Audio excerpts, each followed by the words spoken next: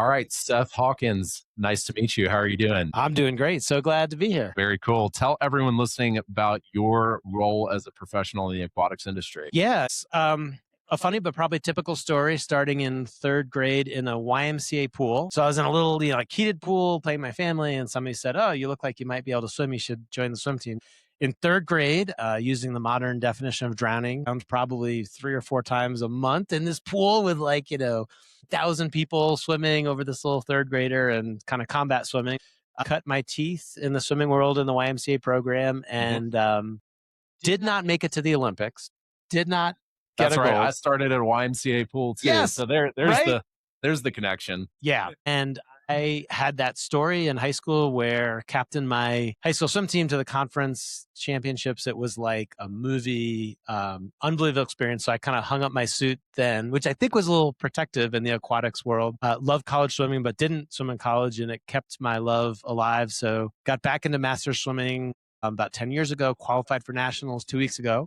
Really Nice. excited Congrats. for Masters Nationals, but not competitively swimming.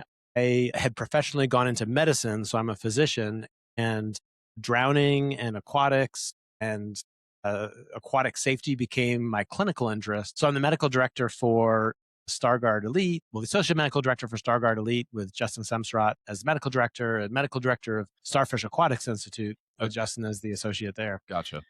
So that's kind of my niche right now, is talking about drowning, water safety, and the ways that physicians and public health professionals can apply evidence-based medicine and the tools that we learn into that aquatic space. So unpack that for us. I mean, you're going around and you're delivering this message, and you guys have this mission. Or people getting certifications? Like what's the approach with you guys? Yeah, it's much more all comers and industry wide.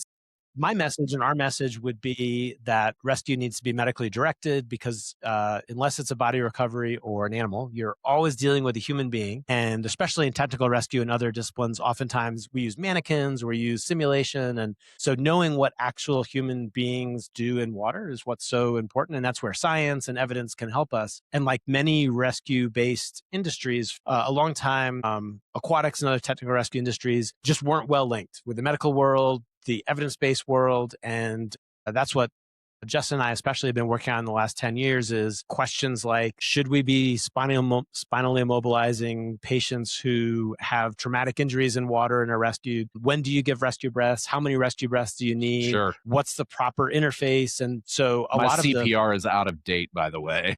well, that's the great analogy, is that it's not so much that we're developing a product like CPR, but looking at interfacing the evidence that's out there with all this vendors who do various products of lifeguarding, swim safety, CPR, resuscitation, and trying to make sure we're using the best available evidence to improve outcomes for people who have drowning incidents. And that evidence is out there, but sometimes that bridge isn't always made. So, and for some reason, drowning, third leading cause of accidental death in the world, doesn't get the attention that other injuries get. So I'm in North Carolina, just found the biggest great white shark ever off the coast that has been recorded. That's what people think. They're like, shark bites is the What big beach danger was in water. that? So that you're not going nearby. Yeah, right off the coast. But that's what you hear, is you hear about shark bites or things that are not actually the danger, when in fact, water is this amazing substance for human beings, which is part of many of our major world religions and is necessary for life. Like, you don't last for many days without water, but is also so deadly. So learning those ways that we can interface with water safely and that it can improve our health in a positive way is what we do. But then also recognizing when things go sideways, it's not a shark, it's not dry drowning, it's not the parking lot, it's the interface with water that's so dangerous. So knowing how to keep people safe in that regard is what we're up to. Yeah, exactly. I think with the beach that we go to in North Carolina, it's, you're thinking about the sharks out there in the ocean, and it's the 8-foot pool in the middle of the condo community complex that the kids are running around. That's your point. That's what you're talking about. That's where the danger can be. Exactly. So when we think about drownings popularly, we think about the coast and we think about people getting in trouble who are swimmers. It's the pools, and the states with the biggest drowning rates, they're You can kind of tell flying over them there. It's places like Arizona, places you wouldn't expect because you're not thinking about beaches, but what you're actually experiencing are these little pools of fun but deadly liquid medium that Yeah.